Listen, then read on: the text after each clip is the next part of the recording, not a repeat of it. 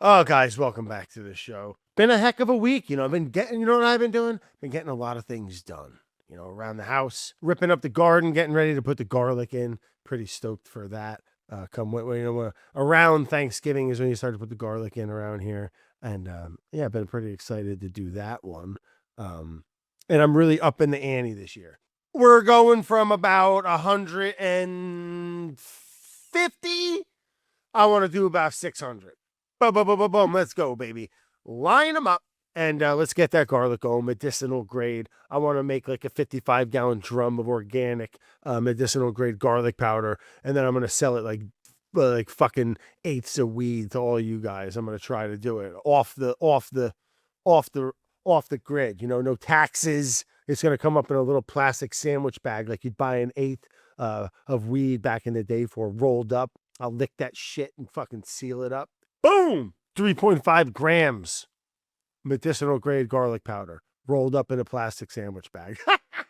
Maybe I'll put a little sticker on there or something. Heck yeah, it's a good idea, Brad. I'll sell it on my website. Speaking of that, check it out, bradleone.com. And I think that's what it is. bradleone.com. And we got all types of cool t-shirts. We got something from this old Action Park. I had a really cool artist, Eric Hinkle.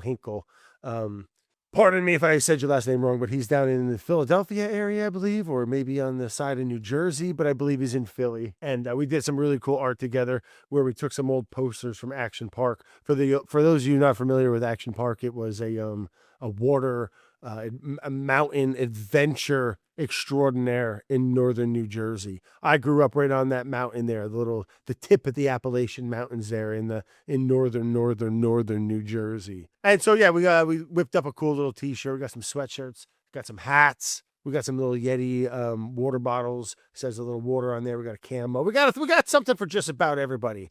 bradleone.com. You go ahead and check that freaking stuff out. It's the best. Holidays are coming up. Talking about a good gift. Let me tell you what. Primo, high quality materials as well. I handpicked them with my buddy Chris. He runs the old print shop. All right, real high end shit. All right, and we did something together, and it's all available now. So check it out. We love you. I love you. And what the heck else is going on? I got to go down to Houston. Today is Wednesday. I got to go down to Houston, Texas on Friday. It's bittersweet. I'm very excited for it. Southern Smoke. It's an amazing festival down there. I hang out with the folks from Yeti and we do a little thing together. They have a whole stage and a whole chef's coming up and I talk to everybody. And it's a beautiful day. And it really is a really cool barbecue food festival in Houston, Texas, which I don't spend a lot of time in. But when I do go there, it blows me away, Texas. Everything's so damn big. But I'll be down there. The bittersweet part of it is, it's the first day of August. I'm sorry, Jesus Christ. It's the first day of October right now. And the weather this weekend is supposed to be phenomenal. It's supposed to be like 80 degrees and sunny. If I wasn't going to Houston, maybe I'd do a little last hurrah with the kids. We all get on the boat, go out and, do a little beach day, keep the summer alive a little bit. But that's not in the cards. Daddy's got to put his boots on and go to and go to work. Got to fly down to Houston and and dance around. Earn my freaking potato chips for the week. You know what I mean? But all in all, it's a blast, man, and I am excited to go. Update on the knee. All right, real quick. A little update on the knee. Remember my son dropped that bass on my knee. I had to get surgery. It was a whole thing. For those of you that have been following along, I'm great now. As far as I know, as long as there's nothing festering deep inside there, some type of staph infection or something. But I think I'm good. I feel great. I'm feeling A-okay. Everything looks good. So yeah. Thanks for asking. I feel everything's awesome, man. Let's keep it positive. Let's keep it alive and keep it positive. I love you. And let's take let's go right in there and take some calls. Let's see what we got this week in the old mailbox, in the old lay it on bradleone@gmail.com. And I'll get right to you. So let's get right to it. All right. Well, there's a couple questions here. Fish or the dead, and Van Halen or Van Hager. Van Hager. Oh, Jesus, Brad. Fish or the dead, I'm going dead. No brainer. What are we even talking about here? And Van Halen or Van Hager, I'm going Van Halen all day. I mean, what are we, again, what are we even talking about? But no, great question. And yeah, dead, man. I mean, of course, I mean, fish is cool, right? I just never really got into it. I can respect it, just not really, whatever. It's not really my thing. But thanks for calling in, Chris. Appreciate it, and hope you have a splendid day. Oh, and for today's guest, all right, we got a big hitter. All right, I'm not gonna lie. All right, I got a little butterflies in the belly. We got a big hitter coming in. He's been around acting, big old comedy career. He's on the Sirius XMs. He's got a show on there. He's known for maybe even doing a little bit of bacon, like in the sourdough. Not like the pork product.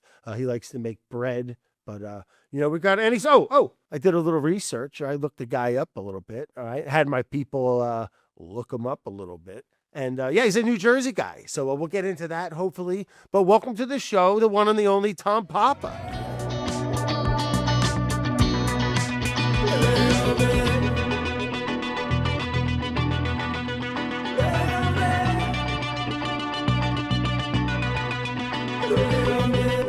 Yeah, welcome, man. I'm glad we got you to steal you for a few minutes to do a little chat. Yeah, I was very happy to see your name. I'm a big fan. You got me smashing my garlic and even pickling stuff once or twice. Yeah, that's what I'm talking about. Hey, when you smash the garlic, right? It's incredible how much it transforms it into like this super strong, like it burns your mouth. It didn't even burn your fingers when I call it medicinal grade. I grow garlic, and it's the best, man. Yeah, it's really my sister has farms in New Jersey, and when they grow garlic, we always show up.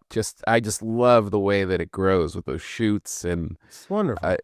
Just amazing. And it's such a cool plant because you plant it in the fall around like Thanksgiving, and then it goes over the winter. All that hellish New England winter where we're at. And then in spring it pops up, and you harvest it in like early midsummer, and it's the best, man. So you mentioned your sister in New Jersey. She's got farms in New Jersey. Where in New Jersey? Yeah, in Clifton. Oh, okay. She runs a nonprofit called City Green that grows fruits and vegetables to feed the inner city kids in like Passaic and Patterson and these different cities. It's amazing. She took this old farm that, was just kind of obsolete in New Jersey and just completely transformed it. And now it's like a learning garden, and kids come and work there for the summers, and there's camps and like hundreds of kids and 15 years of doing this. She just celebrated 15 years, and it's amazing. A lot of these kids in the city, they don't really know when they first show up that vegetables like they eat are coming from the earth, right, sure, under their feet. So it really is. I'm very proud of her. Yeah, it reminds me a lot of like Edible Schoolyard in New York, where they over in the public school systems where they have that. It's like a whole growing system, and I think they have like a kitchen cooking up where you do like the full circle of what food is and growing things and being able to having kids myself, like you really see that connection when they can grow it to. Not being picky about something, but being a lot more open to trying it, when they've had when they've done some of the work and seen the process. It's so important. And your sister sounds like she's doing a heck of a thing. What was the name of it again? It's called City Green. City Green, right. Wow. Yeah, you can look, it's citygreen.org. I'm so proud. She just started with like these one little square plot in like making like a little community garden for somebody. Mm-hmm. And now it's these big gardens, and they have trucks that are like veggie trucks that are just bringing food to the people, and it's just beautiful. Do you said kids come in, where they come in from like schools and stuff, right? Because it's not in a school. No. Yeah, no, she has relationships with all of these schools and stuff, and then the kids come in, and some apply and end up working there in the summers. There's like college programs and stuff like that too, and volunteers. Cool. And then there's these learning things where they just bring kids in and they spend the whole day there, and it really is pretty inspiring. Yeah, for sure, man. I mean, it's some of the most important work that could be done, to be honest. And so, hey, man, so I know this already. I looked it up. I had my big staff behind me look it up. But you grew up in New Jersey, right? Yeah. Yeah, as did I. Grew up in northern New Jersey, up in where? Yeah, Sussex County, up probably Action Park. You probably remember from back in the day. Yeah. Grew up right on that mountain, but What part of New Jersey did you grow up in? My first house when I was a baby that I don't really remember was Lake Apacon, Oh, okay. which is out there. But I grew up in Bergen County, like Park Ridge and Paramus area. Yep. Yep. Yeah. Heck yeah. So I mean, you go to high school, the whole deal there. Yeah, and did the whole thing, and still I'm still there all the time. New Jersey's a beautiful state. It really is. Like people fly in and they go to Newark airport, and they're just like, oh, all right, this is where all the jokes come from. Well, I mean, rightfully so. I mean, it does look like something out of a fucking Mad Max movie. I mean, when you go past those refineries right off of like the turnpike, and Oh my God. I used to work installing fireplaces in college, and I would be like sitting in the truck, and we'd be going down the Garden State Parkway in the summer, like August, where the air's not moving, and the sky was literally orange. it'll The give you air. cancer. Yeah, always said if I get sick, it's because of this job on this day. No doubt about it. I remember driving down the turnpike, going down towards like the shore or wherever the hell. Like once you go past those big refineries, and when like you said, when the wind was going a certain way, it almost like I had to I love the windows cracked. It started to like burn my throat a little. It's brutal. It's like, but if you get out like where you grew up or down at the Jersey Shore, I mean, beautiful, beautiful. And listen, I should be farmlands getting paid from the state, Tom, for how much I love it and represent it. I think it is one of the most diverse. It is pound for pound. You know, it's one of the smallest, most dense packed population wise.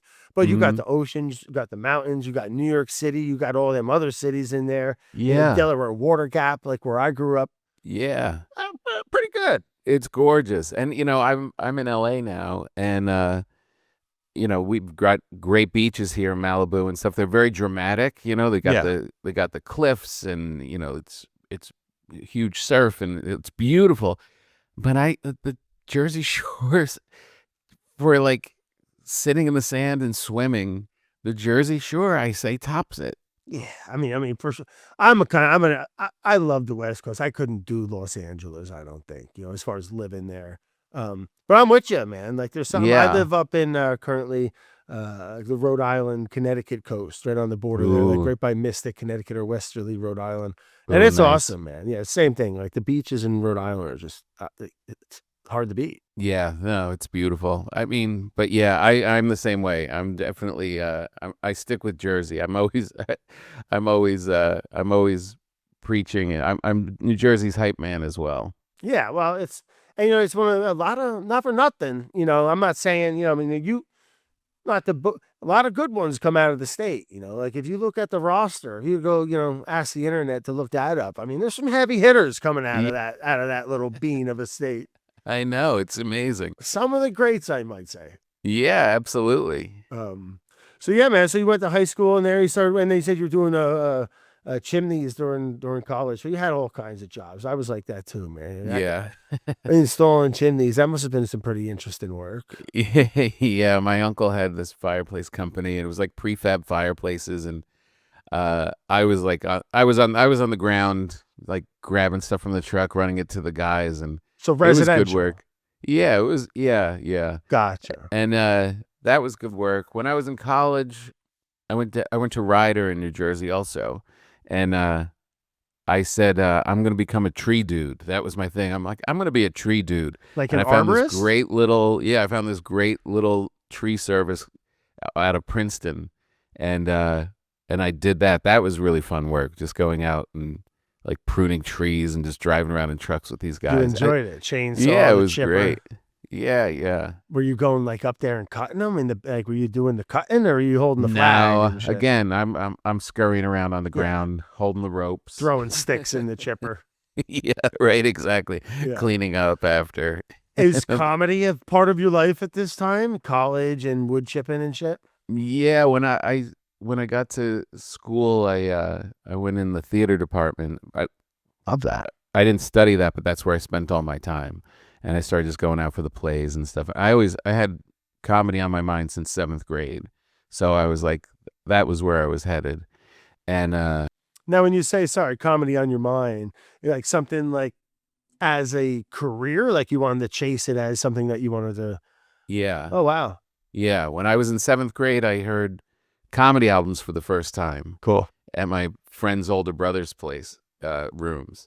I heard George Carlin's Class Clown, and then Steve Martin's Let's Get Small, all in Amazing. 1 week. And it occurred to me, because I was always funny, but then it occurred to me that this is a job. Like, you could be a grown-up and just keep being funny. I was like, well, this is better than anyone in my family's doing. I mean, hell, you could become a rock star. I mean, like, those guys were huge, Yeah. I was like, Pryor and man. all those. I mean, that was Murphy and stuff. Those guys were Oh, monsters, God, yeah. and Monsters. this was pre-internet. It sounds, for sure when you're talking about, right? So like to have that kind of effect through a record was monumental. Huge. And that's that. So I was just like, oh, I'll be a comedian. That's a good way to go. And but my parents wanted me to go to school. I was an athlete my whole life, but when I got to, that's why I went to Rider, because they had no football team. So there was no way that I would get caught up in playing more Division III football. Wait, is that you were a football player? Hold on a second, Tom. Let's pause. Let's slow down a second. Throw the anchor down real quick. You played football when you were younger? Yeah, from kindergarten to senior year. Stop it. I would have never thought that. I mean, I don't mean that in a rude way, but I would have never taken you as what'd you play? Oh, let me try to guess. All right. You were a linebacker. I was a linebacker. And on offense? Ooh. Either fullback or like a lineman or something. Nailed it. Fullback. Just a little madman. Fullback. Tom, you're a little pit bull, aren't you? You'd probably kick my ass, dude. A little faster than the fat lineman. Scrappy. How tall are you, Tom? 5'11". Okay. All right. You must have been a little tough son of a bitch, Tom. Yeah. But I was the class clown and the captain of the football team. So it was like this weird mix. You know what I mean? Stud, huh? So I was, but I was like, and it was great, and I loved it, and then I broke out. Then I was like, 5'11". You stretch a little bit. That's 6 foot, bud. What do you just call that? Just you go ahead, round that one right up. But I was like, well, I don't need to keep this going anymore. I played my whole life. This is good.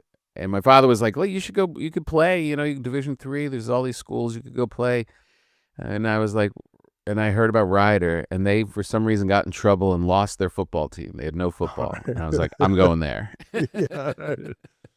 That's amazing. And yeah, so then when I got there, I was like, all right, well, now it's time to shift. And I started just being in all the plays and all that stuff. And then I started recording a little stand-up. Like I had this job as a security guard where I would sit in my car and watch a housing development at night. So there was nothing going on. I just have to sit there. So I started recording jokes on my recorder. And then I'd come back and play it for my roommates, and they were like, this sucks. I was like, yeah. But I was starting to churn. Sure. I was starting to do it. And then once I got out of school, I went up to New York, and that's when I started. So you moved to New York out of college. Yeah. Working. What are you doing? What are you doing for work? A little advertising agency. Okay. And but Manhattan? just started in New Jersey. In New Jersey. The ad agency was in New Jersey, but you were living in New York. Yeah. At first I was in New Jersey for 6 months, and then I went into New York, and I was just trying to get rent. Sure. With the idea that as soon as I could get my pay equal, I would jump. And that took about a year. Well, that's not too bad. No, it was pretty quick. Yeah. It was pretty quick. So what? Yeah. What we're talking? What? Are we talking 90s, 80s? What is this? The first time I was on stage was June 12th, 1993. 93. Okay. Yeah. Heck yeah. All right. I was a young little man there. I was still in the grade schools. I was born in 85. So New York in the 90s, pretty cool. I mean, I guess this kind of is a story as old as time, but different city, right? But then now pretty yeah, different. What was the comedy scene like then? When I first showed up, there had been a comedy boom before I got there, and then it imploded. Comedy clubs were closing all around the country. There was a lot of comedy on cable TV, and there weren't great comedians, and the whole thing kind of soured. So when I showed up, there were a lot of people that had started before me who were kind of leaving. They thought the bottom had fallen out, and it was a desolate time. But when you're 21, it seemed great. We didn't care, you know. It was like, just get us in 5 minutes on stage in any Sure. club, and we'll work for $50. We don't care. So it kind of found its footing as I was coming up. It was coming up. You know what I mean? Like, it started getting healthier, and comedians got better, and things started opening up again, and audiences weren't seeing comedians as just these hacky guys on VH1. They were seeing it as a little Right. bit more legit, and so as I kind of rose, it rose. That's amazing. And Pretty yeah. unique timing then, right? I mean, it seems Yeah. like, Yeah. You know, when you look back, it's like, on paper, it was a horrible time to start. right. But for us, it was actually perfect. yeah, a You little, know, we were little just happy running accident. around. Yeah. Yeah, exactly. And it was really fun and really creative, and a lot of great guys that you know now were like all in that scene at that time, just hustling, running around New York. Was it like by healthy? I mean, were people nice to each other? Or what is that scene like? Oh I mean, yeah. Okay. Yeah, really supportive, you know, everybody, you know, it was you find your crew, Sure. you know. And when I started, it was I started alongside of Jim Gaffigan and Greg Giraldo, and Dave Attell was around, and Colin Quinn, and all of these guys, and we were learning from the older guys, and they were, you know, you kind of earn your spot, you know. It's like anything. It's like you show up and you're eager, and they're like, slow your roll. Right. You got to kind of earn it.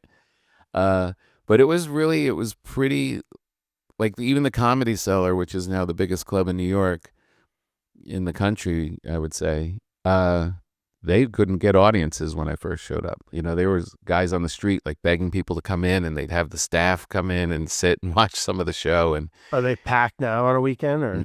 now they have, I think, 5 rooms now, Wow.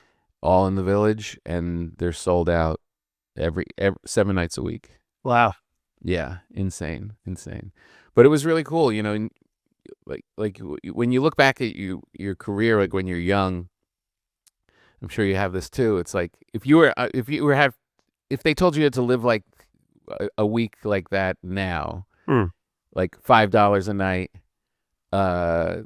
you know, that's you know, sleeping on a futon with your buddies on the floor, and I would like, you can't conceive of it. But when you're young and you're just finding the thing that you love to do, you're not even thinking that you're suffering. It's There's unbelievable. You know. Yeah, you're just so happy to do it. Well, and humans we're just so adaptable, man. Right? Like when I first moved to New York, the room that I rented, and it was a great spot, but I couldn't lay my bed straight because I had to use because it was too short. It was a closet that someone converted into a bedroom, but it was super cheap, and like I had 7 roommates. Like, it was ridiculous. Like, you know, but it is. I mean, there wasn't, I guess for me, and it sounds like for you, like, what else were you?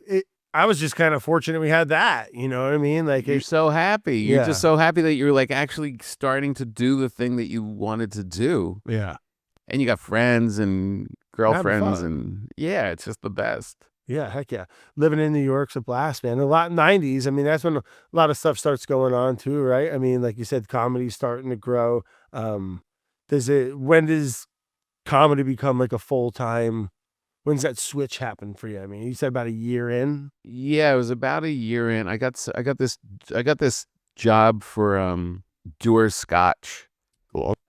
They were trying to get young people to drink Dewar's, and they would have these nights where they would have like young people come and sit at these tables, and they would serve them all the different Dewar's, and they needed a manager, or are you working with anyone at this time, or is it just no, it's just Tom? not yeah, it's just me at this point. Gotcha. Okay. And and they paid me to do it in New York and in Boston.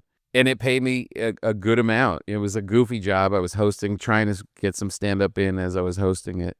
And that was the thing that kind of, you know, got me over the other side. Home run. And it was funny. Like, all of a sudden I was like, holy cow, I think I'm a comedian now. Like, I think this is how I'm going to make my rent. Like, I am a comedian. And I remember walking up to Central Park. I was on the Upper West Side at the time. And I walked over to Central Park and I was like, I can't look at this. It's a Tuesday afternoon and Yeah.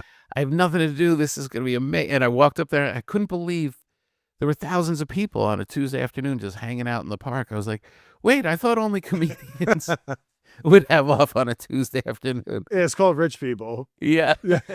right. Exactly. No, but it's wild, man. I remember that transition of like not having to work, like doing YouTube and stuff like that now. Like, because Yeah. for the first chapter of my life, it was a very traditional work, construction and working for someone every day like kind of Yeah. sucked, like commuting and stuff, and then like having like where it's not a traditional job, it's pretty awesome, man. That's the dream for me.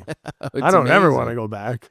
Yeah, no, I mean, yeah, that you don't have a boss is the biggest thing. Yeah. Like nobody telling you what to do is Yeah. that's pretty. I mean, you have to. I probably work harder than if I had a boss. You Right, know what I right, mean? right, right. Because you got to hustle and you got Yeah. to do your stuff.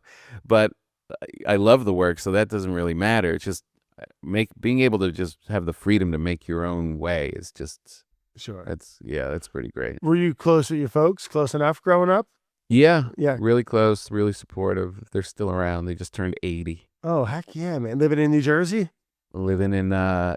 Yeah. No, actually they moved to like on the border of New York. Okay. All right. Yeah. Right on. Were they supportive? Like how they, I mean, you mentioned they were supportive, but like how were they when you're like, I want to be like that's a not a very, for someone to know that at 7 and kind of and work their way into it. Did they, I mean, I guess they must have saw you working at it and Yeah. They saw that it was coming, but they were like I said, they wanted me to get a degree in case Sure. my plan as a 7th grader wasn't going to work out. They wanted something to fall back. And I think it was a good call. Like Right. it made me more responsible. It just how to deal with grown-ups and make phone calls and deal with your business. It was definitely a good place to kind of grow up. But they were always supportive. They, once I started, it was pretty quickly that I started making my way. They would just then it flipped. Once they were like, as parents were kind of secure, like, okay, he seems like he's he's taking not, this seriously. Yeah. he's not homeless. Yeah. Yeah. Right. Yeah. Exactly. They weren't big fans of a couple of my apartments. They were a little horrified, but That's classic New York though. yeah. Some fucking dungeon over in Bed-Stuy or something. Yeah, with roaches outside and all that stuff. But then they were like my biggest fans, and they would show up at shows and were really supportive. Oh, that's great, man. So Yeah. like just starts in just comedy clubs. You start like touring or like what are you doing? It's like It starts in New York. You just kind of slowly Do kind of that make your way through circuit. the ranks there, like bouncing. We would do 6 clubs a night, just running around. Jesus. And trying to get 15-minute spots at a time, 10-minute spots at a time, and then you get I had this little book, and I would call all these bookers of the clubs that were like within driving distance, like out in New Jersey or New England and Virginia and those kind of places, as I was trying to make my way, and I would make my tape and try and talk to the bookers and try and get I'd love to work for you. And I quickly realized it didn't matter how funny I was. What they really wanted to hear is, did I have a car? Right. If I had a car and could drive the headliner to the gig, I would get the gig. And I had a car. All right. Good So, investment. you would drive pretty far for $200 for the weekend, that kind of thing. It's And then it just crazy, kind right? of, and then you meet other comics. It's all about meeting other people.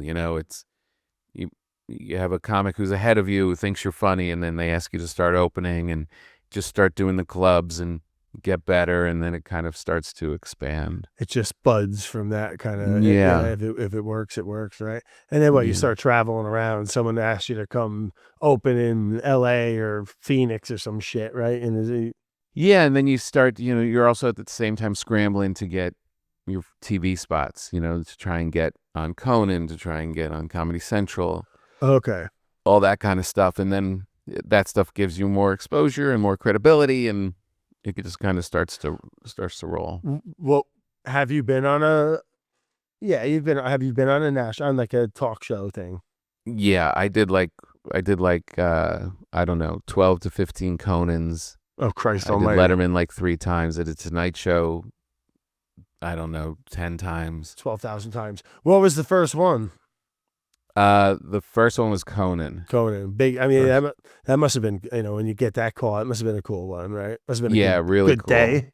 Yeah, really cool. Because you're just, you don't, you're doing well in the clubs and you're starting to get paid, but you still need to break through. At that time, there was no YouTube, there was no Sure. social media. You had to get someone at these shows to say you're good enough and put you on. Oh, cable was king, man. I mean, That was it. yeah. You just had to. There were gatekeepers back then. Right. And you had to kind of prove it and sign off and so yeah, when you get that first one, it's like, oh, finally, I'm not crazy. I think I have it. Yeah, for sure. Were you stoked, or I mean, or was it was it nervous? What was that experience like? That first call? Yeah, just kind of a little out of body experience kind of thing, but you work so hard. I kind of miss it. I miss that, all these late night shows, no one does it like that anymore. There was, you could do spots on all of these shows, and to get a 5-minute set, good enough for Letterman or the Tonight Show, you had to condense down like 15, 20 minutes of material down to 5, and it's definitely its own craft Gotcha. to get it really, really solid. And it really does. It's that much material down to that much. But it was good because you're always kind of going for the next one, and it would always keep you writing and always keep filling up the tank. And it was a really fun period. And I think it definitely helped make me much, much stronger as a comic. One of the funniest ones was when I did Letterman. My first Letterman was a big deal. That one I was a little like getting freaky, like, right. Okay, nervous. This is a little nervous. Like this is bigger. And Tom Cruise was on. He was the lead guest, and he hadn't been on the show in 15 years. All right. And all damn, just like, my friends are advising me, it's just a regular show. It's just another set. You're just another set. And I'm like, okay, yeah, it's just another set.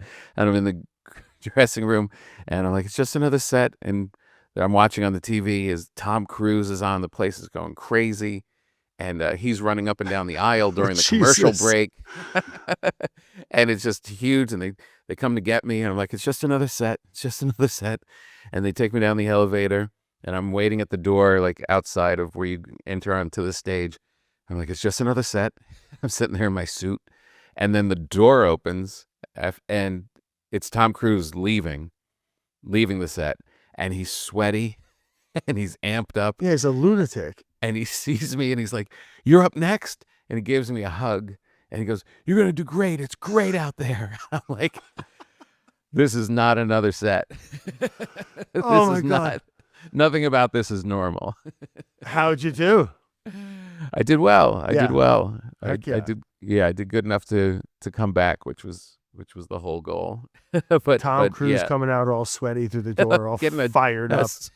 All fired up. What is this, mid-90s? I mean, is this because he's a lunatic, Tom Cruise, man, right? Like, he's all into Scientology. Was this like jumping on Oprah Day? Like, what was that like talk show? It was after that, but it was, I guess, the same kind of same time period. I mean, literally during the break, he was running up the aisle saying hi to people, and I was just like pure energy.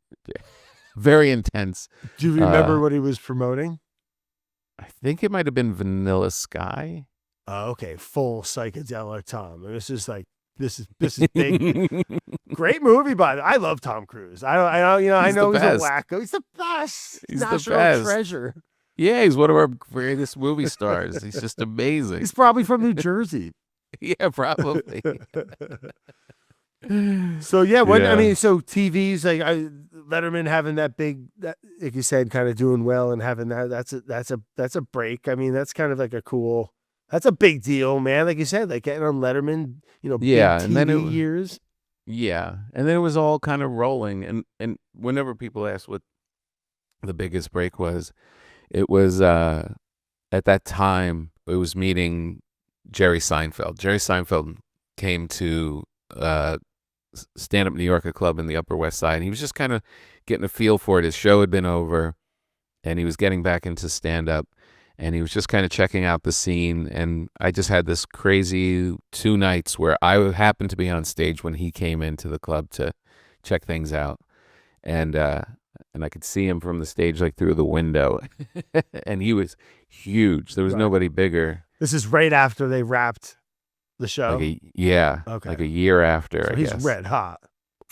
Yeah. Gigantic. Yeah. Gigantic. And he took me aside and was like, "You're really funny." You know, I showed him new material from each night, and he took me aside and said, "You're really funny." We had this conversation at the bar, and I was just blown away. So I just grabbed onto his coattails and didn't let go. Yeah. And when he started to go out on tour, he asked me to go out and open for him. That's huge. Can't say no to that. Not only was it confirmation to people out there that, oh, if this guy likes him, we should like him. Right. But I just learned how to be a great comic. Like, he loves comedy, works so hard at it, dedicates himself to writing, and the way he would carry himself at the shows, the way he would put sets together, the way he just lived his life. It was just all the greatest learning experience at that stage, because you're starting to break through and things are starting to happen, but you need confirmation that your way is like the right way. And I very much work the way that he does. So it was kind of like, somebody that had your style and your kind of work ethic. That was like the thing. It was just a fantastic learning experience and a really cool friendship. Were you traveling like nationally? Is it like you guys are on a tour? Yeah, he would bust out every weekend, and it was, the greatest tour because it was his first time back off of that show. Just every place he went was, Yeah, he just signed with the Beatles. Nuts. Go on tour with the Beatles, man. Yeah, right? just sold out everywhere. And what was that like? How you traveling then? Is that is it a bus? You guys flying? You driving? I don't think he's been in a commercial airport since 1990. Oh God! Well, I guess so. After he must have been flying around in space shuttles. It was insane. They would just pick me up at my little shitty apartment, and they would bring me to Teterboro. Yeah. Get on a private jet, fly to Atlanta, do these shows, and then fly back. I would be back home in my apartment before my friends were home from the Comedy Cellar. What? That must have been insane. Wild, man. How long did that home run go on for? I stayed in that orbit tour-wise probably 8 years. Holy shit.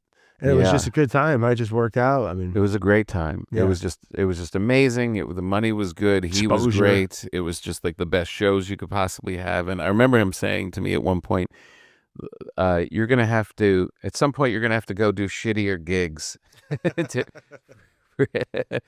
I feel bad for you. You're going to have to go do shittier gigs to make it. And that's kind of what happened is like, you could there was a very definitive point of I can keep just following him to the end of time, or I can go out as an opener, or I can go out and make my way as the headliner. So I had to kind of break off at that point. Well, man, not a bad ride up into having to break off and I don't even think. I mean, that just sounds like. I mean, it's amazing the pivotal, like those 2 days you said when you met him, or in the club when he thought you were funny. It's funny how like things like that happen, right? Like I guess if you didn't go that day, I mean, things could have been quite different. Yeah, I mean, that was the biggest one that was like that was when I was doing Conan. I don't know if it was the first one. I don't think it was the first one. Maybe. Anyway, I had this crazy pivotal evening where my wife was pregnant. We were going to have 2 weeks off. I was going to do Conan, and we were going to have 2 weeks off before the baby came. And the last thing I had to do was this appearance on Conan. And we went to Conan. We had this great night where I did Conan, and then we went out with Jerry and his wife to see Bill Cosby at Carnegie Hall Jeez. and watch Bill Cosby, you know, do his thing. Did he crush? Crushed. Jesus Just Christ. impressive. Fucking Bill And Cosby. then went out to dinner, and then we were like, okay, that's great. And then we went home, and my wife's water broke. God, what a day. And then from that set, so they went to the hospital and, you know, had the baby. And from that set on Conan, people at NBC saw that set, and the head of NBC called me and asked if we had an idea for a TV show. And that's what flew us to LA. So it all came from that one Wow. crazy night. My daughter being born, the first TV show, first, you know, the Conan, all of that, all just like in that crazy little, Wow. you know. That's huge, man. I mean, what a call. What a day. What an event, right? I mean, like having Yeah. a kid and then having an opportunity arise like that. So It was weird. you started a show. How'd that go? What was the show? It was fun. Like I didn't ever expected it to happen. It was a big, long, tumultuous development process of 2 years of eventually getting 6 episodes on the air. Right. And then the presidents of the networks changed, and it kind of went away. But it kind of confirmed that, you know, be a part of the game. Yeah. Well, that's wild. What was the name of the show? Come to Papa. Come to Papa. 6 episodes. That Yeah. must have been, what was that? I mean, that must have been a different change of pace, right? Going from comedy, or how was that? I mean, Yeah, I had no idea. I was pretty naive. I was like, all right, we'll just keep going. And we made like this really great, funny pilot and just kept going down the road. And did you have Yeah. to memorize lines and then how that? yeah, Jeez. yeah, and write it and do all that stuff. And it was great. It was a great experience. Having it end up going away with the whole thing was kind of strange. But the week that it was really over, like it's kind of over for a while, but when you like really feel like it's over, that same week I was walking back onto NBC to go do the Tonight Show. And I realized, oh, it doesn't matter.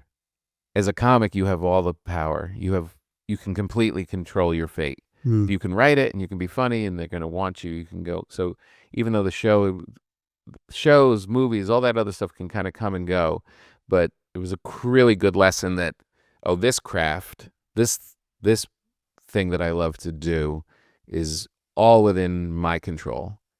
Right. And that was a huge lesson at a young age. Yeah, I mean, what a foundation, right? Where you can have that. It's just you. It's a one-man show, like you said. Like you put your work in, and you've already kind of paved the road for yourself. So that's all these other things are nice little bonus, little fun things to explore and see what Yeah. happens, right? I mean, Yeah, and they're great and they give you exposure and they're fun to do and it's all awesome and you know, you're always doing it. But if everything were to fall apart and go away, you know, like when during like COVID or the writer's strike or any of that stuff, all of a sudden you see all these actors like starting to book dates to go do stand up. It was Right. like, cause it was happened to be the only thing that was still going. so you're living out in LA at this point, then, yeah, Back and forth. back and forth. Yeah, we got a place in LA and then we were between New York and LA for years. But with the kid, you have kids at this point, then. Yeah, then we started having kids and they're going back and forth and then we tipped the scales more towards LA for a bit. Mm-hmm. And because when they start getting, you know, getting into school and, you know, they wanted friends and Right. they didn't realize that my comedy career was more important than their life. Right. So you're living out there. I mean, it's not like that's a bad place to be either, right? I mean, especially No, it was for- cool. in I the- mean, you know, it's there's a lot of people that hate it on it who come from the East Coast, but it's great. It's a cool place to live. You know, we're Nice. definitely New Yorkers at heart, right. but and we go back and forth still all the time. But you know, it's in some ways it's kind of a hassle and traffic and all that stuff, but it's, you know, Oh, it's you have more California. space and it's California. It's and incredible, man. It's beautiful and it's Fucking oranges and kumquats growing on the sidewalk and shit. It's like coming Yeah. from the Northeast. It's like it might as well be Italy. You know what I mean? Like it's Yeah, it's wine and almonds oh, and avocados. there's a rosemary bush that's an acre big on the side of the road. Like Yeah, it's on the side of your house. yeah. Lemon trees just in your backyard. It's just, yeah, it's insane. I've always loved it out there. It's just something freaked me out. I think it was like maybe it was the first time I flew into it, and I had the window seat, and you Mm-hmm. just see like the sprawl of I mean, I know like New York, or so I've been to Chicago, and like I traveled a bit, Yeah. but there was just something about this like sprawl. It like freaked me out a little bit. Yeah, there's definitely that. And also you yeah, it's It's a completely desert. wide and Yeah. paved desert. Right. But then once you start to learn it and learn what Northern California is like and what Santa Barbara is like and San Incredible. Diego and It's the best. Malibu and all of these kind of parts of it, it's nothing's perfect, right? I mean, everything's, our beloved New Jersey has a lot of places that people are like, listening and going, guys, get over it. I've been there. Listen, But Northern California's got New Jersey beat. I hate to say it. I mean, it's pretty Yeah. fucking special. Um, I know. no, I know. I love it, man. And me, I love gardening and food, obviously, and it's just like it's hard to beat the grow season and the availability. I mean, there's some of the best restaurants in the world out there too. I mean, like LA's a pretty cool spot. As much as I talk Yeah. shit on it, it's one of the best. That is the one thing though that I miss, just being in touch with the food, is the seasons. Like that you're going through, that you just had tomato season and now you're coming Yeah. into the fall and it's like all starting to change, and apples, and it's just like, Oh, cider. yeah, it's just that part is that's why we always are going back, because I only know that the seasons are changing here when they change the displays at CVS. Yeah, that monoclimate. I don't know if I could do it as much. I mean, I wish winter was a little, maybe Mhm. a month less or something. Like Yeah.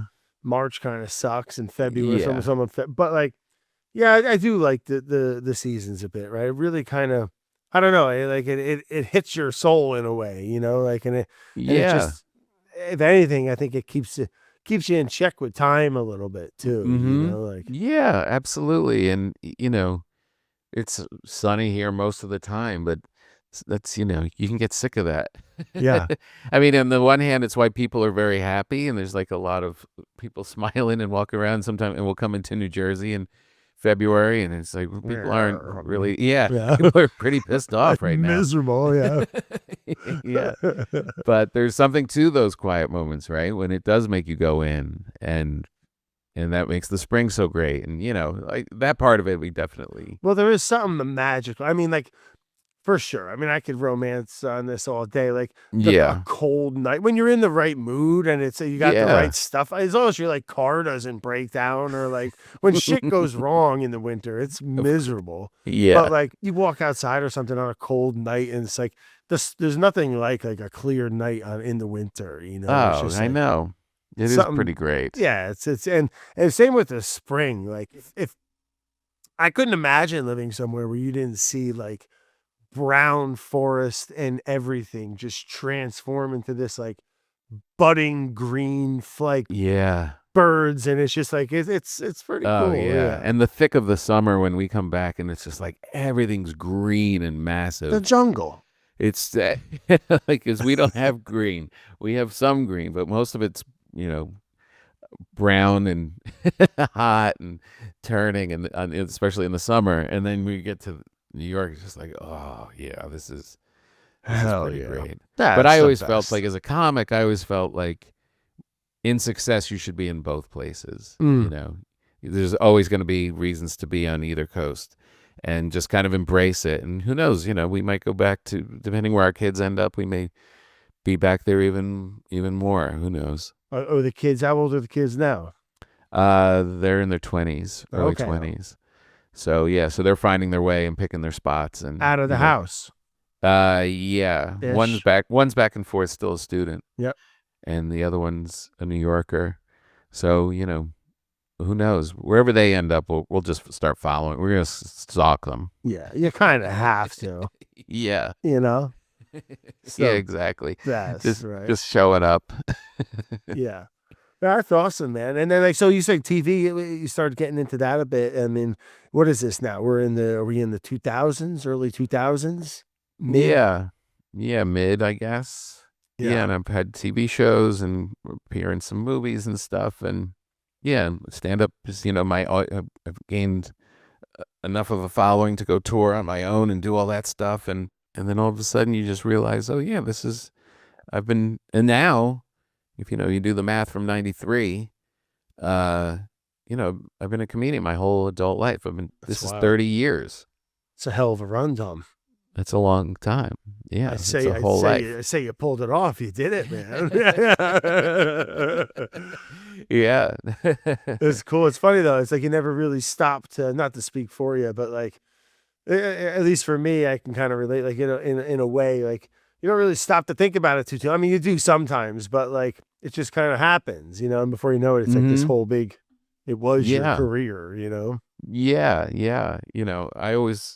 It's insane. It really is kind of insane. And you just have all these great comedian friends and all these people that Yeah.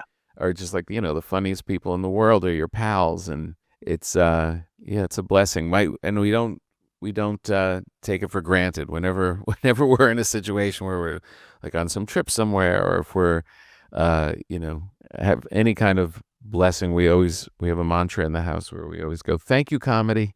Yeah. Hey, nothing wrong with that, man. Yeah. Yeah, what a beautiful thing. And to be able to have, a long career like that, that's not nothing, man. I mean, you must have worked your ass off at it too, right? So you all just like fall in your lap, you know what I mean? Like, Oh yeah, no, it's Jesus Christ, yeah. constant hustle, but I think more than anything, it's a testament to just that I was just lucky enough to, at seventh grade, be like, oh, that's the thing. And it was the thing. And everything drives from that, right? I just happened to pick the things that fit my nature, that made me the happiest. And then, it's not that it's torturous work. You're just enjoying the shit out of it. What a blessing, man, to have like a clear. My entire life never knew what I wanted to do. Really? Oh my God, never. This I seems mean, so natural where you ended up. I guess. I mean, what a tumble down a staircase to get here. But like, but yeah, I get in school or stuff where people had to like pick majors I was so indecisive. Like Really? it's like me going out to a restaurant now. It's like unless there's 7 things on there, I'm Yeah. like bouncing all over the place. I can't figure it out. It's so funny because it seems from the outside, it's like, oh yeah, you were completely made for this. This is your passion. It comes across so clearly that you must have been in you the whole time. Oh well, thank God, man. Like I said, it's one of those, life's weird where it's funny how things happen, and thankfully it did work out, right? Why can't I find the right cucumbers to pickle things in LA? You talk about all the great food out here. Oh, you can. And then I go there and I end up with these little tiny, weird, like Persian cucumbers. Wow, how big you talking? An inch? Yeah, like Little gherkins? they're not but they're long, but they're skinny. They're not like, it's not like the pickle. It's not I got all you got me buying weights and jars and Well, Tom, started. you're out there in sunny freaking La La Land, California. What? Yeah. Grow some cucumbers. Oh man, I'm not growing them myself. Come on, they grow like weeds. Do they? Oh, yeah, and you'll love it. It become a little baby. It's like a bread starter. It becomes a little child. You go out there, Right. you talk to it. You're taking care of it. Yeah. All right. Maybe I will. Or just go, you'd be surprised. California, you can get some cucumbers. I like a nice snappy, a crunchy. I like to start with a good crunchy, Yeah. kind of on the smaller seed side. Right. Yeah. I don't know why. It's you have everything out here, and I started. I'm like, I'm gonna pickle stuff too. I'm gonna do that too, and then I end up with these weird things to throw in there. Although those little ones you're talking about that kind of gets me a little chipped up. Those sound really good. Well, we'll do a little cucumber swap next summer. All right. That sounds good. So yeah, man, so comedy and getting into TV and all that stuff. You had a hell of a ride with that, man. I mean, now I see you on the social medias and stuff like that. you do a lot of baking, a Yeah. lot of making of the bread. Bread has kind of taken over my life. Yes. It's huge. It's the best. It's the best. I just started. My daughter got a sourdough starter started for me like 12 years ago. Gave it to me for Christmas. My friend had taught me about it. I didn't even know what sourdough starter was at the time. All right. And it just sounded like this crazy science experiment. And then she heard me talking about it, and then got one started for me. She took flour and water and Did the whole thing. and presented it to me. And I always cooked. I was always cooking in the house, but it wasn't baking to me. Always seemed like too precise. Yeah, pain in the ass. And then I found bread, which was the perfect middle ground. Oh yeah. Like you could be kind of sloppy, but you still some precision. And after, I don't know what it was, but after making the first couple loaves off of that starter, I was just hooked and I could not stop. It's and so I just fun. started diving into it and learning and baking and traveling around as a comic. I would check out bakeries, see what kind of flour they were using. It just kind of snowballed. Are you milling grains at the house now, or how deep we go in here? No, I get from Central Milling out of those guys. I get these big 50-pound bags. Oh, amazing. From them. Yeah. It costs more to ship it than it does to buy it. Sure. But you got to have good flour, right, man? Like, and it's the best. Nothing better than when you got a good thing going, a good ferment, you had a good shaping going, and you bake that sucker. It's like Christmas morning, you know. I've been doing it for so long, and literally yesterday I was baking, and I still like I brought it out. My nephew's staying with me, and I was like, "Did you see the breads?" Right. Oh yeah. I'm like still so. Nothing about it is. Am I bored with, tired of, over? Every time it comes out, I can't. It's a miracle. Sure, absolutely. Well, it's ancient, man, right? It's a part of people. Everybody loves bread's like been around for. It's the best. Are you fooling around with like different styles of bread, or are you just banging out big bowls? Or yeah, I haven't been that creative lately, but this is when you're not baking that often, which right now I'm on tour pretty heavy. Mm-hmm. I kind of just stick to what I like, my basic country loaves. When I'm home for a while, then I get a little more, a little more creative, because whenever you do it, you're gonna fail, right? So you got to kind of humble yourself and I started getting into some challahs and focaccias and stuff like that, and kind of mess around with those things. And then I started making bagels. Oh, you do? I was going to ask. Sourdough bagels and How they pretzels. come out? How did the bagels come out? The bagels came out great. Yeah. Yeah, those I was like, everyone talks about it. You can't get good bagels in LA. I was like, bullshit. I think I just made them. Yeah. Yeah. I was No, so people proud. made them. You don't need New York City water. I'm not buying that either. There's this great pizzeria on La Cienega called Vito's, and this guy's from New Jersey transplant. All right. And I went and hung out with him. I had this show on Food Network for a minute where I would go visit people at bakeries and stuff like that. And we did a thing with him, and he had a sourdough starter in a jar, and a couple of weeks he would take it for a walk around the pizzeria just to get the air, just to keep it alive, just to get all of the little yeast flying in there. Sure. And he said the same thing. He makes amazing Jersey style pizza. And he's like, it has nothing to do with the water. Right. You just have to know what you're doing. Right. Exactly. Yeah. Yeah. I couldn't agree more. And I mean, the proof's in the pudding. There's a lot of folks out there. I mean, there's incredible bread out in California, for God's sakes. Yeah. No, there's guys that are killing it. Some people are so good at it. It's insane. I know. Like yesterday, for my podcast of the Breaking Bread podcast, and I always bake bread for the guests. Mm-hmm. And, but I just gotten off the road, so I was late. So I got bread from Tartine. All right. Yep. Who really started this whole artisanal bread revolution in the States. And man, that bread, you try all this other stuff and you move on, and it's like all the other people are great at it, all that kind of stuff. And then you eat that and you're like, oh, they're still the champ. What did they They're the best. Their books are the best. So like one of the like it's when I started learning, that was like the Bible for me as far as like reference and stuff. And I got a chance to meet him one time. What the heck's his name? Is it Chad Roberts? Chad I met him Robertson? too. I met him. I met him when I was working at Bon Appetit in the test kitchen, and he came in and he was doing this bread demo, and all he wanted to talk about was surfing the whole time. Like I somehow I told him that I surfed a little, and like while people were talking to him about bread, like his brain he just clicked into like the surf mode. And, but his stuff was, I mean, if you're gonna get a loaf of bread, not a bad spot to get it from. Insane. Just insane. And there's other good ones out here. Lodge bread is really good. Bub and Grandma's, just insanely good. They're really great. And it's like meeting you. It's like, these are my celebrities, after being in comedy and like seeing all these people, I think that's cool. But food people that are really dedicated. It's just like, I don't know. There's something special about it. Yeah, well, I say this probably too often, but it's like kind of like, I guess comedy certainly falls into the same category of like a universal language, food, music, laughing, everyone. I don't care where you are. Everyone likes doing that shit. You know what I mean? Like, everyone's got to eat, and music, all that kind of stuff. Just kind of, it is that like human arts kind of categories of if you can make a career out of it, man, like it's pretty freaking cool. Oh, it's so great. And I've got 2 more breads in the fridge.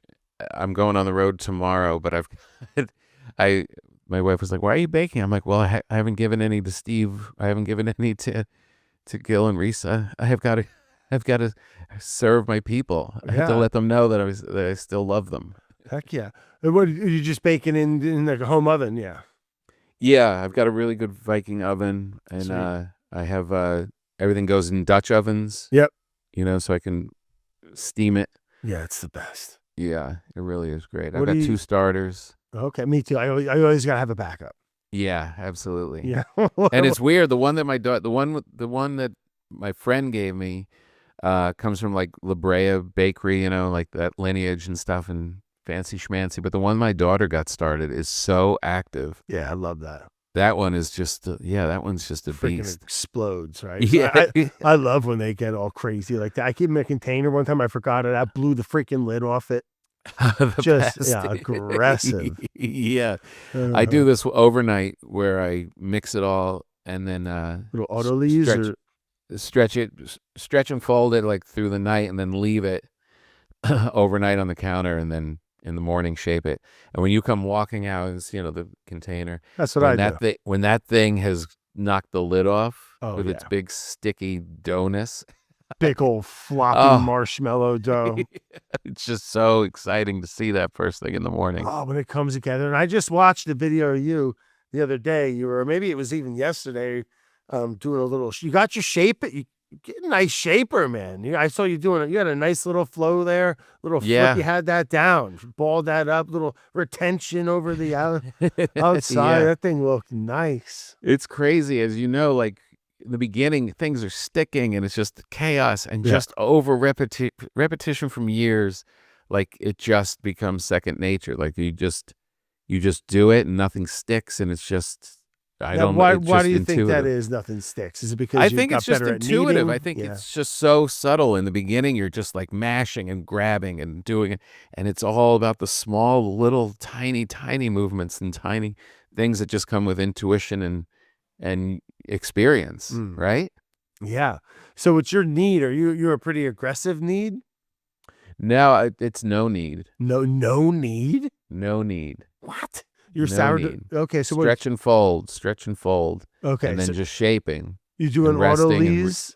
Yeah. Okay. Yep. In the beginning, and then from there, right? You talk me through that. So from there, you're just letting it sit, and then just doing big stretches and fold, right? Like, yeah. After the autolyse, it's then add in the starter. Yep. And then get it into its dough and transfer it to a little bit of a smaller one, and then just stretch and fold, and depending on which recipe I'm using, sometimes it's overnight, sometimes it's just a 4-hour rise, and then shape it.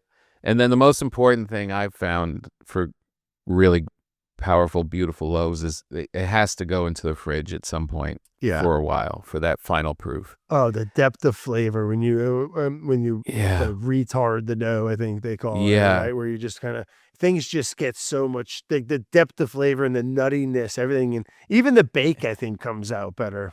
Yeah, the structure's better. There's nothing. I had this one moment where I just lost track of the timing of it, and for 2 days left it in the fridge by mistake. Just because I got pulled to other things and couldn't get an hour to bake it. The depth of the flavor, I was like, oh man, I didn't even think. I thought it was just structure at that point. I had no idea that leaving it just was making it more depth, giving it more depth and getting richer. So yeah, the longer you can do it, the better for sure. Was the aeration, was the structure of the crumb the same? Yeah, it was pretty much the same. Yeah, that didn't really change too much. Yeah, that's always a nice moment when you do the first, after it's baking at 500 for 20 minutes, and you take that lid off. Oh yeah. You see what's happened. I had a weird thing the other day. Put the dough in and you spray water in and cap that lid so it's getting its nice steam. And I knocked the lid, and this is just after like 10 seconds.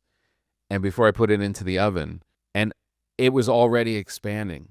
I didn't realize that just the heat of that Dutch oven, in my head, it was like, oh, you spray, you put it in the oven, and then it starts to explode over the next, 5 minutes, whatever. It's that pop right in the beginning. As soon as that lid's down, it's hot enough. It is. Right. I had no idea it was that quick. Oh, you thought more of a gradual. Yeah. Right. Yeah. Yeah, I guess it's that reaction, right? And then it's just it's just baking it in like a picture. Right. Well, you got me wanting to make some bread now. I've been on a focaccia. I've been on a focaccia kick, Tom. Ooh, nice. I'm not going to brag, but maybe a little bit. It's been good. It's been thick. That's the airy. Yeah. Oh, that's God. the key. Every now and then I'll fumble one up and it comes out like it doesn't. Yeah, it'll be flat. good, but it's just like the top of it. It doesn't keep the like brainy nooks and crannies. Yeah, exactly. Yeah, nice deep pan. Yeah, no, that's the best. Yeah, I think. Yeah, that was focaccia was gonna, like, real deep focaccia was gonna be my project for the fall, but I'm on the road so much, I haven't gotten to it. So talking about that, you're on the road. You're on tour, right? Yeah, I'm on tour, and I've got this tour that's rolling. We just added a whole bunch of dates for 26 also, and I go and come back. I go for the weekend and then come back. I never go nonstop. Yeah, I always have to be home. Yeah, no, I like being home. Christ Almighty, that was the best. Yeah. And then and it's the hard part is when you have the tour and then you have things in between that pop up. Mm-hmm. I'm out there promoting all of these. I did this new line of bread tools. Oh, talk to me about that, Tom. Oh, it's amazing. And so I'm heading out and doing press for all of that and bringing it to the different shows and stuff to promote it. It's this very cool, another like little moment. My cousin, we have a big family. We're all very tight. My cousin's daughter happened to work at this housewares company, Port Marion, who does like all these amazing lines. And have you ever heard of Nambé? Nambé is this Art Deco.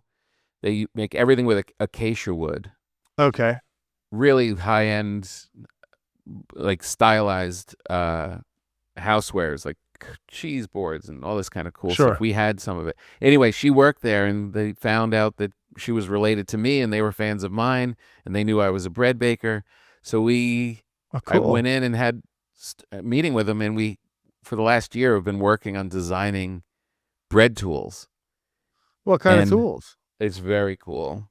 I have some here. Look at this bread knife. Whoa. Look at that wood. That's nice. Sanded up smooth. That's all one piece? This is one piece. It's like a bow. What the heck? I like that, but I used to do a bit of woodworking. That's beautiful. Look at this lamb. This is where the razor that you cut it for. Yeah. I was like, these guys make beautiful stuff. I'm like, but I'm a gnarly bread baker. It has to be good. Like, I need to be able to work it. And where's the razor on that? It's got a cover. And so look, it's a little wooden thing with a magnet. It's magnetic. Is that the coolest? Oh, I like that, Tom. I know. I knew you would. What the heck? I was waiting to show this to you. That thing, I mean, you can cut some bread. That's some jailhouse bread making. I like that shit right You there. score it. Dude. And I've been collecting like wooden utensils, like as I on tour, like go through Wisconsin or whatever, and just like buy wooden stuff. And then we got to design them. Oh, Look at good. this This is awesome, man. Good for you. Yeah, it's very cool. And last night, I literally was taking the bread out of the Dutch oven when you got to take it out of the oven, Right. and then just brown it for that final phase. And this spatula, scoop, get under it. and I literally was like, I had them work on the handle of it for like 6 months because I knew exactly the weight of it. Right. I'm telling you, and you're one of the only people that'll appreciate this. When I took it out and it had the perfect balance of the bread to my hand at the end, I almost cried. Oh, I believe. That's amazing, man. Is all that stuff available now? Yeah, it just dropped today, actually. What the heck? It's called Nambé, and Nambé and Tom Papa is like the little fancy schmancy. Nambé. Oh, look at that, bud. Oh, your signature looks like mine. Oh, yeah? Yours is a little better, actually.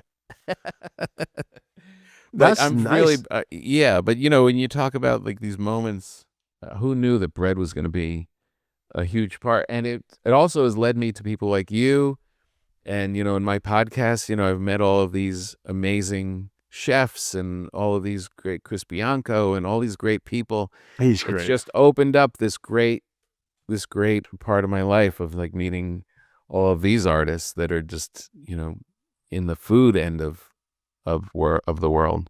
Right. Yeah. No, I mean, it's and you said you like cooking, and I mean, everyone likes eating for the most part, right? I mean, it's the best, right? And you can learn so much from other people. I mean, that's what I love about the internet and stuff too. Like, like I don't cook by recipes much ever, right? I pull inspiration from it unless I'm baking something.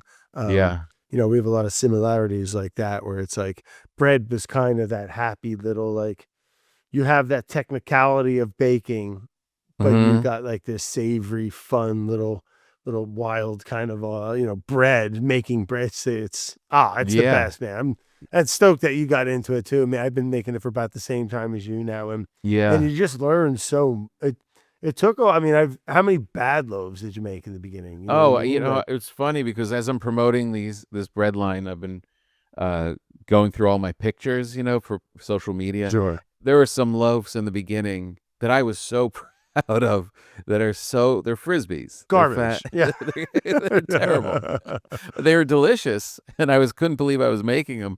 But looking at them, they were terrible. Well, man, I get better at it like a little bit every year too. It's one of those like 10,000 hour things. Even I had a cookbook I did a couple years back, and the bread came out good. It was fine. But I look at it now, and I'm like, Jesus Christ! Like this is like immortalized into paper. I for God, and it's good. I mean, it had nice, I know, but it wasn't. I make better now, right? So it's exactly. You ever find that with like comedy, with like a special? Or when who was hiring me 20 years ago? right. Like, hopefully I think I'm a lot better, but I'll look back at this period and be like, geez, what are you wearing? Right, What's totally. your problem? Yeah. Well, what else? So you got a tour going on currently. People find you. It's all about you. You got a website, right, Tom? Yeah, everything's just Tom Papa, or social media, and all the tour on the website and all that stuff. I went and checked out the roster. I was like, because I'm in a little spot where it's not ideal. It's not great. You get some folks come through, but we're right in Connecticut. We got the there's a couple casinos where people will drop in, like Mohegan Sun or Foxwoods. Foxwoods, like 10 minutes from my house. I'm going there. No, you're not. I checked. Not on the. You're not coming to. Yes, I am. Well, I hope so. I won't miss that one, man. I'll hook you up. I could ride a bike to that one. 26. That'd be cool. Yeah. Well, if you do come through, Tom, and if you have a little time, I don't know what the schedules are when you're on these crazy tours. But like I said, I got a studio. Let's make some bread together. Let's make a little video. Yeah, a little absolutely. Cooking video together. That'd be great. I'll do it. February 28th. February 28th of 2026. Foxwoods, not The Mohegan. Great Cedar Showroom at Foxwoods Resort. Have you been before? I have. It's a special place Yeah. in all the ways. Yep. As all casinos are. For sure. This is the biggest one I think in the country, Tom. Oh, wow. It's a big deal. Yeah. No, it's good. It's a good spot. Well, I'm stoked, man. Guys, check out Tom if you haven't already. I know he's got a bunch of specials on the Netflix. On Netflix, were they? Or, Yep. Yep. All over. Yeah, you've been around forever, man, in the best way. And just thanks again for your time, Tom, and chatting. So great. Oh, before I forget, I got just a couple questions for you, man. I always have some that I forget to ask folks. I got a video I'm doing tomorrow with my my knucklehead camera guy, and doing a tuna melt. Okay, and what are your thoughts on open face, or should it be a traditional sandwich?